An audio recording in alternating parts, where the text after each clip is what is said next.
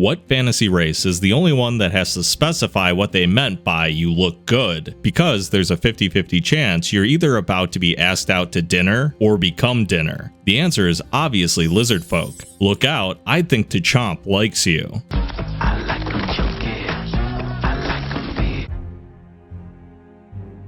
Lizardfolk seem to have no real interest in money or knowledge, which makes keeping them motivated at the table seem at first very difficult. However, their love of food regularly makes them the easiest party member to pander to whenever you need to move the plot along. If you want the party to make their way to the bakery to meet up with their Thieves Guild contact, just let the aroma of a freshly baked meat pie lure your lizard brain buddy right to their windowsill. Your party will not be able to get the Lizardfolk's attention until after they've scarfed down that meat pie and the contents of the neighbor's trash bin, but at least you'll be in the right place. Most issues that a Lizardfolk causes will be centered around eating something or someone that the townsfolk didn't want them to consume, but they won't miss a bandit camp or two. I truly believe that the main reason a Lizardfolk joins a group of adventurers is because they regularly get access to fresh corpses that the party would rather not have discovered by the local town guard. It is important to remember that Lizardfolk aren't inherently evil, but they are perpetually hungry.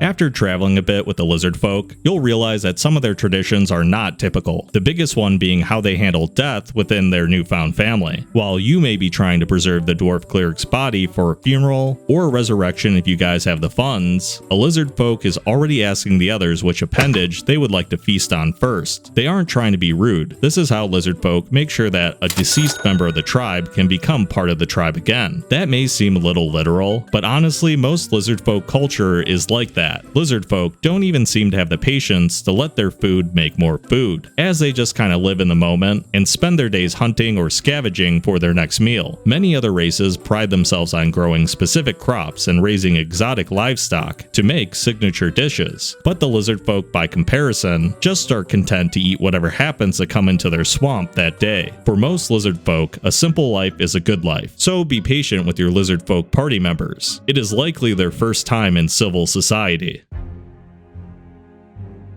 Every time you read Lizardfolk lore, they are explained as living in not just any marsh, but instead the deep marshes. Or not just any wetlands, but the murky wetlands. It's almost like historians are trying to come up with new ways to describe the darkest and most damp environments possible, probably to help explain why Lizardfolk smell as awful as they do. Their homelands are never really a region of the world that gets a lot of tourists, which means they always end up having to travel somewhere more developed to seek employment as an adventurer. Because of this, I've always wondered how Lizardfolk handle adventuring to places with a lot less humidity. Do they like to roll around in every mud pile they see to cool off, and bring around a ton of lotion in their bags? I guess before they eat the recently defeated bandits, they can bathe in their blood, but how many bandit camps do you need to clear out to properly rehydrate their skin? The local mayor may be happy with the end result, but your party is going to be terrified of you by the end of the session. The entire worldview of Lizardfolk is built on a single binary system: food and bow. Food is anything that the Lizardfolk was able to eat without much resistance, such as small pets or the elderly innkeeper. The designation of foe is given to any individual that prevented a Lizardfolk from eating them on the first try. It is important to remember that everything is considered edible to a Lizardfolk, but they might enjoy your company enough that you're designated as emergency food. As much as it might seem like an insult to be considered a potential future meal, if a Lizardfolk tells you they'd eat you last, they are giving you a pretty big compliment. There will be long stints on the road where the party will have a hard time finding food, so when the hallucinations kick in and the entire party starts to look like some delicious chicken wings to the Lizardfolk, you'll be grateful that you were seen as the emergency food because the halfling that just joined the party last week wasn't so lucky. Every Dragonborn insists that they embody the best of what a medium-sized dragon race would be, but everyone knows that Lizardfolk are much closer to them in spirit. While Dragonborn are being prim and proper and pretending to be nobles, the Lizardfolk are out there striking fear in the hearts of adventurers and eating them whole. Sure, Lizardfolk don't really collect much treasure, but they do seem to collect a lot of bones during their feasting frenzies, which counts as hoarding in my book. While the swamps that most Lizardfolk call home aren't quite as grandiose grandiose as the caves that dragons reside within? At least they have some kind of dominion that they rule over. What do Dragonborn even really control as a group? Every Dragonborn that I've met seems to claim that at one point they had a lot of wealth, but now I'm always the one picking up the tab at the tavern. Lizardfolk win the debate of who's the most fearsome medium-sized humanoid, hands down.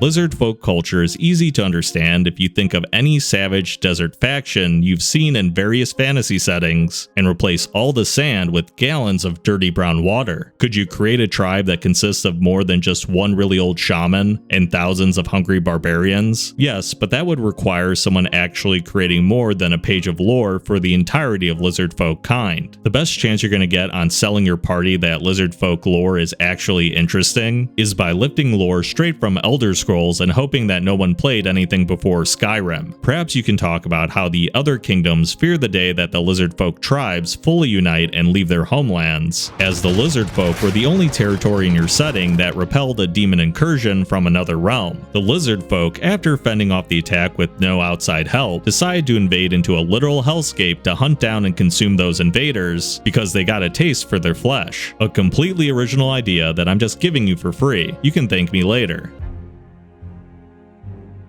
Yes, Lizardfolks are the party's resident cannibal, but they aren't cannibals because they eat elves and humans. Those races are mammals, and it would be kinda weird if they didn't eat them. Just because everyone nowadays seems to speak common in your campaign setting, doesn't mean that Lizardfolk will suddenly feel bad about eating someone they've chatted with in the past. They consider eating their loved ones as part of the cycle of life, and would eat their own grandmother, so why do you think the party healer would be spared once they failed their death saves? Every once in a while, someone gets the bright idea to play a Lizardfolk that is a vegan, to be a little quirky, like a vampire who decided that they didn't want to consume blood anymore. Sorry to break it to you, Chomp, you're named that because you have only one purpose in life. It is to eat all these bodies that the party murdered before the town guard gets here. Get to chomping.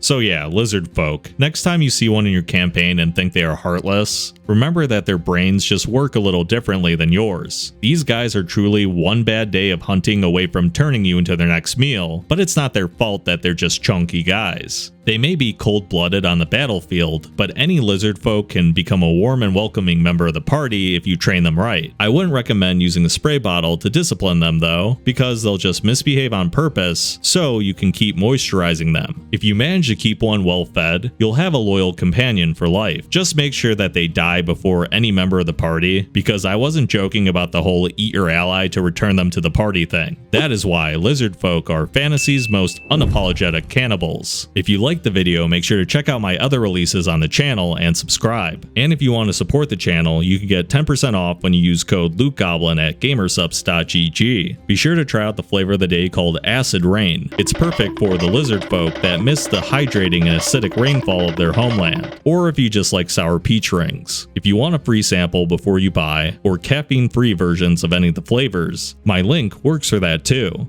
Farewell for now.